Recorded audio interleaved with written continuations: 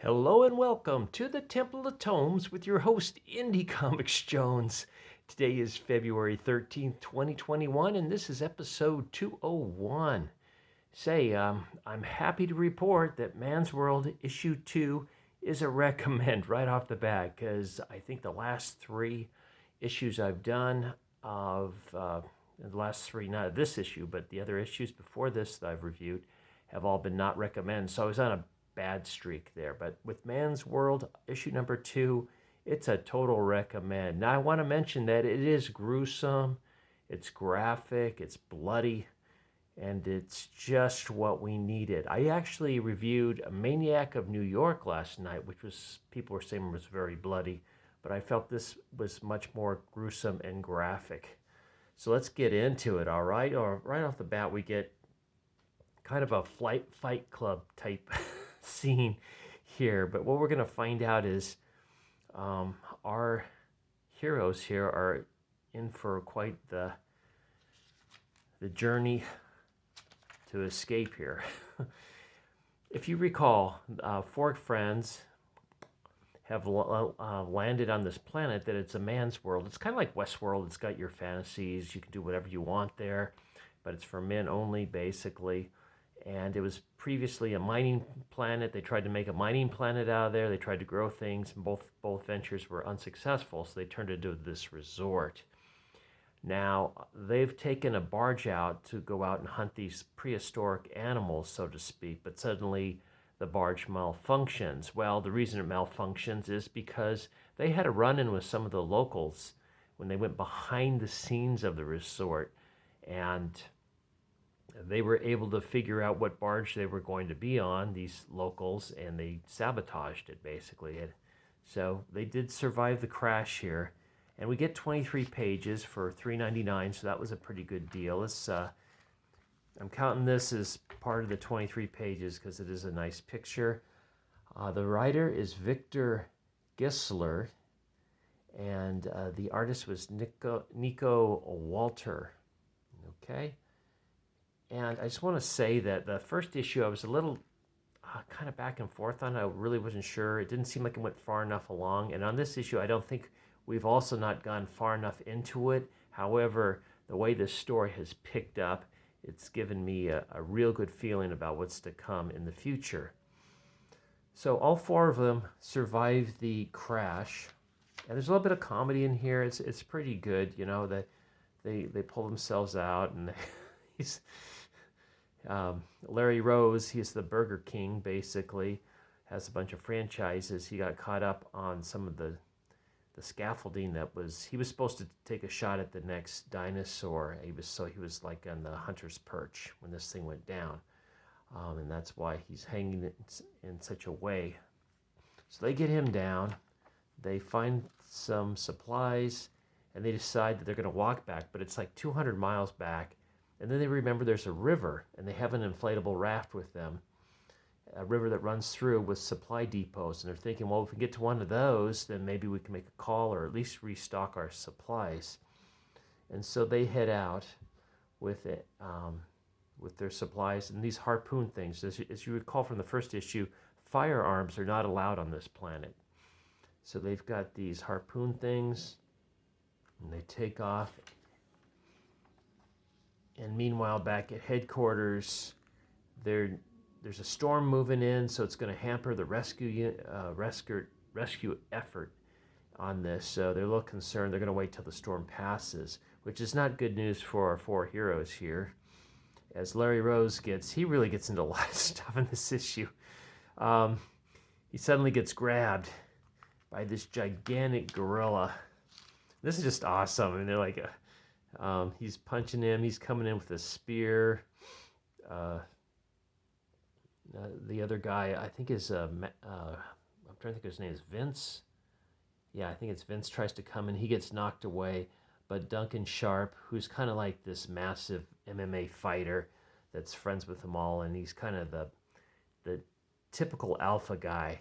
He comes in, stabs the gorilla in the back, and it ends up knocking him back but running off. So they think they're in good shape. Like, okay, well, we can handle anything. We took on this big beast and showed him who was boss. So meanwhile, we go back to the hangar, and they're talking about the flight being delayed because of the weather. They're not too happy about it, but they'll get out there as soon as they can. The storm hits our four heroes as they're traipsing down to the riverbed, and they decide that they're going to just sleep in the rain and go into the water, inflate the raft, and start in the morning because they're all kind of tired of just their big hike to the river. American Ronin, I know nothing about this. Business is War, Peter Milligan. So you might want to check that out. It's coming out next week.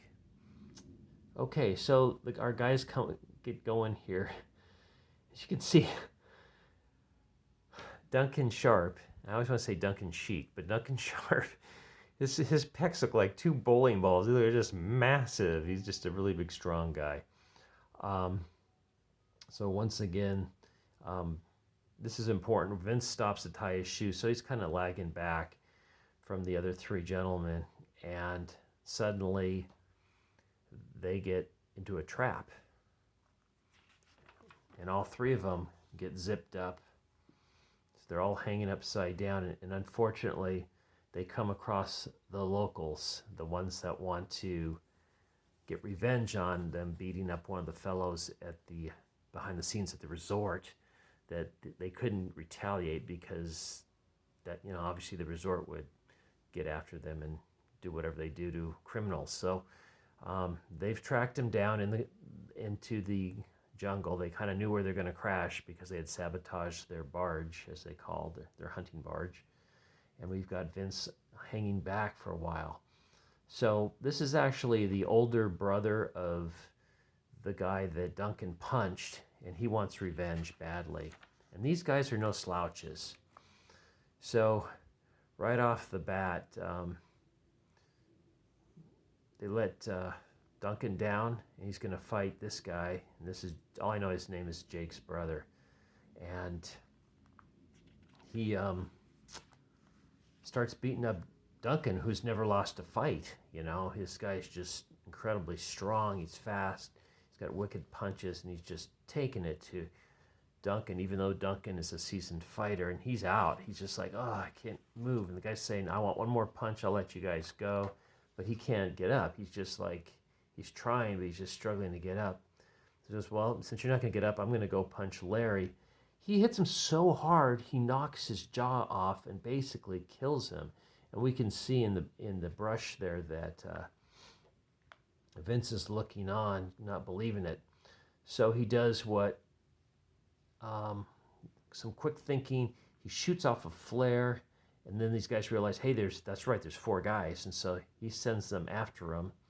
And just to humiliate Duncan some more, this gentleman takes a leak on him. So it's getting really graphic and really gory, and oh man, it just took off.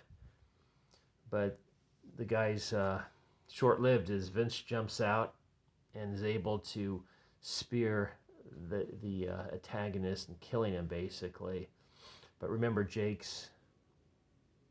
his brother Jake is still alive, so I'm assuming he's going to come after these guys in the future. So they lost one of their own. Each group lost one of their own. So to be continued, but very exciting, very fast read. The art in it's good. The dialogue is snappy. It's funny at times, and it's brutal when it needs to be. I think it's got a good balance of everything. Everything, obviously, this is a recommend. And we get a cover for the third issue. It's a 4-issue series, so this looks pretty good. It looks like there's only going to be 2 survivors, though, in a little while. And I'm assuming it's going to be Vince and Duncan. So we perhaps lose Max Rodriguez, who doesn't seem to have much of a backstory in this. So that's kind of disappointing. We don't know too much about him. So he's going to be gone soon. That's what I'm assuming in this next issue. Okay, let's see what else. I didn't say who this is Upshot, by the way. Awa, $3.99. Mature. I'd say very mature. I'm going to actually put this as an 18 or older video. Okay, Casual Fling is coming out. It came out last week, but I didn't see this in the store. It's written by Jason Starr. This is coming out in a couple weeks, year 0, and this is a continuing series. I think it's been getting fairly good reviews. Benjamin Piercy, it looks like it's a zombie type arc going on with that storyline. And upcoming, Devil's Highway, this is next week. Benjamin Piercy. Okay. So it looks like maybe trucker kidnappers. I don't know.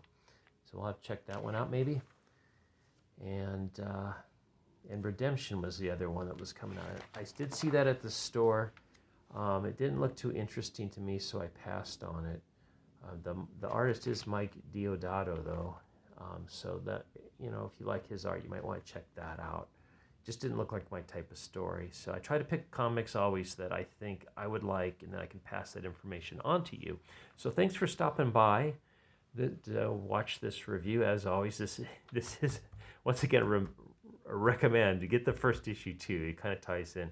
It's not as exciting, not nearly as exciting as this issue, but it really gives you a good lead in and gives you some character development.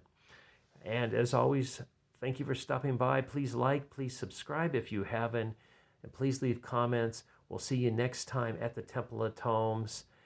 As always, this is Indie Comics Jones bidding you adieu.